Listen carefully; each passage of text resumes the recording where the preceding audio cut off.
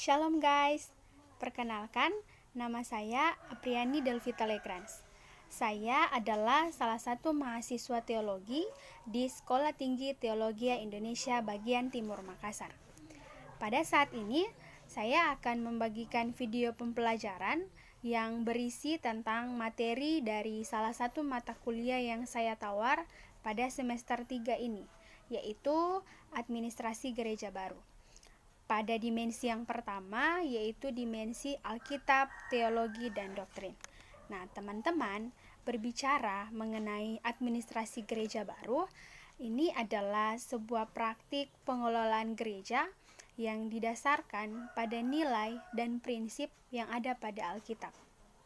Nah, gereja dalam pengelolaannya menerapkan prinsip berpikir teologi dan diterapkan menggunakan pendekatan keilmuan sesuai dengan permasalahan yang ada secara relevan. Nah, administrasi gereja baru ini atau yang disingkat AGB hadir untuk memperbaharui cara pandang kita tentang persekutuan dalam gereja tanpa menghilangkan atau menggeser pandangan yang lama.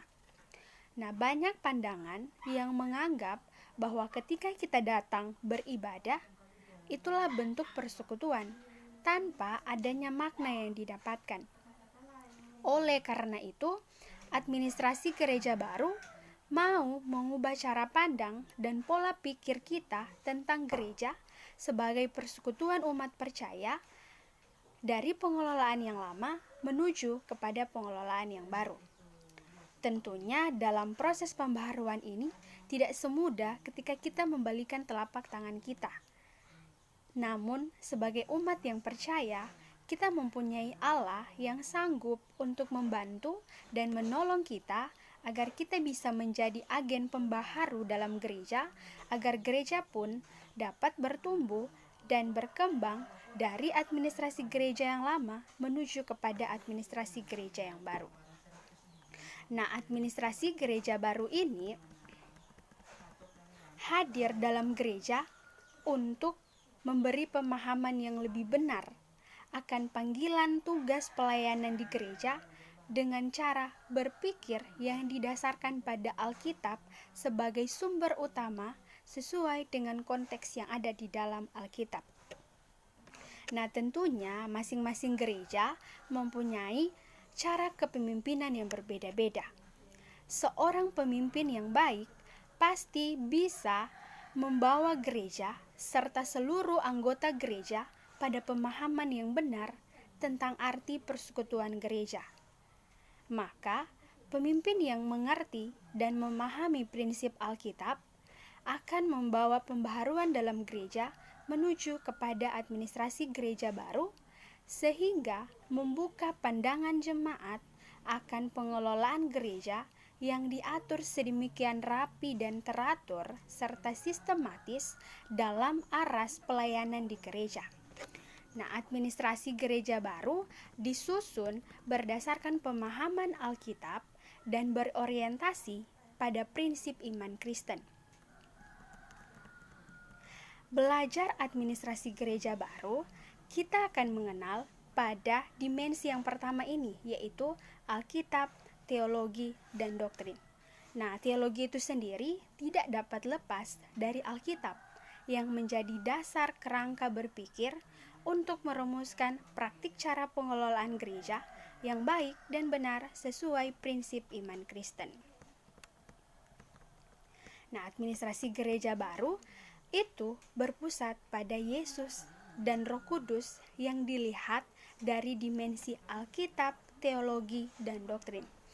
Nah, yang kemudian akan menghasilkan 5 dimensi, yaitu dimensi kebijakan gereja, dimensi organisasi gereja, dimensi ekologi dan administrasi gereja, serta pada akhirnya kita akan sampai pada dimensi evaluasi kinerja gereja. Nah, dari kelima dimensi tersebut, kemudian kita akan menghasilkan pada kelas pendalaman atau karunia untuk mencapai identifikasi dan menghasilkan sumber daya jemaat yang akhirnya membawa pada pengutusan. Nah, prinsip pembelajaran dalam administrasi gereja baru ini diambil dari kitab Amsal 9 ayat 9 yang berkata, "Berilah orang bijak nasihat, maka ia akan menjadi bijak. Ajarilah orang benar, maka pengetahuannya akan bertambah." Maksud dari pengambilan ayat ini bukan untuk menyombongkan diri sebagai orang yang sudah paham dengan cara praktik pengelolaan administrasi gereja baru dan menganggap orang lain itu tidak tahu. Namun, ayat ini mau memberi penekanan bahwa ketika kita ada pengetahuan, wajiblah kita untuk membagi satu sama lain, agar orang lain pun bisa mendapatkan ilmu yang kita boleh bagikan kepada mereka, terlebih khusus kepada kaum muda yang menjadi tongkat estafet pelayanan masa kini dalam gereja. Nah, dalam praktik pelaksanaan administrasi gereja baru ini di dalam suatu gereja terdapat beberapa pandangan lama yang harus kita perbaharui.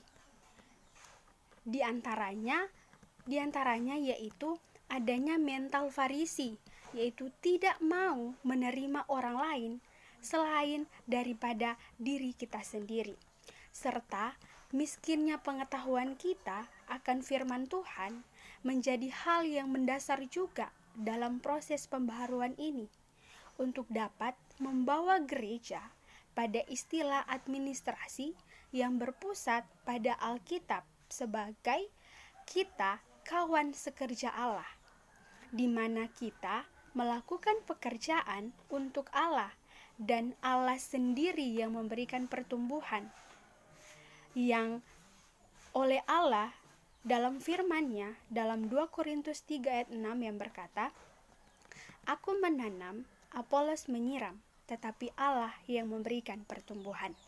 Nah, gereja harus perlu diperbaharui terus-menerus agar membuka cara pikir anggota bahwa gereja adalah salah satu tempat pembinaan bagi warga gereja dan perlunya sikap untuk menggali dan menelusuri kebenaran yang tepat akan teologi itu sendiri. Nah, gereja dalam administrasi gereja baru akan menghasilkan kinerja yang optimal dalam pengelolaan praktik pelayanan dalam gereja, karena dalam pelaksanaannya administrasi gereja lama ini terdapat patologi atau penyakit yang harus diubah menuju kepada administrasi gereja baru.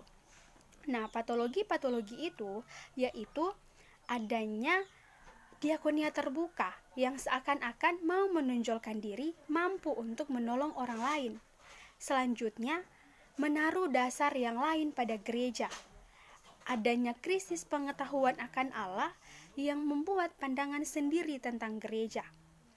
Kemudian sumber pendanaan paksaan dengan menggunakan embel-embel ayat Alkitab agar bisa menarik simpati banyak anggota jemaat untuk memberikan penandaan yang lebih. Kemudian pelayanan yang berpusat pada pendeta, serta hal-hal yang berorientasi pada hasil, bukan pada dampak yang akan kita terima. Nah, hal inilah yang akan melahirkan konflik dalam jemaat, baik itu secara vertikal maupun secara horizontal, yang tidak segan-segan dampaknya itu sangat besar bagi pertumbuhan anggota jemaat. Sehingga kesimpulannya, suatu gereja dapat berhasil dalam praktik pelayanan dan pengelolaan gereja ketika gereja sudah ada dalam administrasi gereja baru. Nah, gereja dengan administrasi gereja baru akan menjadikan Allah sebagai administrator agung, Yesus sebagai gereja, dan Roh Kudus sebagai pembaharu. Karena administrasi gereja baru dapat terlaksana dengan sistematis dan membuka cara pandang kita dan pola pikir kita akan proses pelaksanaan pengelolaan gereja. Nah, dalam prosesnya tentu tidak mudah langsung mendapat perhatian dari anggota jemaat. Oleh karena itu, Roma 12 ayat 12 memberikan kita penguatan bahwa kita harus bersukacita dalam pengharapan, sabar dalam kesesakan, dan kita bertekun dalam doa. Dan kita terus belajar dari Alkitab. Maka oleh karena itu, gunakanlah cara terbaik dan cara humanis kita agar kita dapat menarik simpati mereka dan mereka pun dapat mengikuti kita. Mungkin sampai di sini dulu video kita pada hari ini. Sampai bertemu pada video yang selanjutnya. Terima kasih.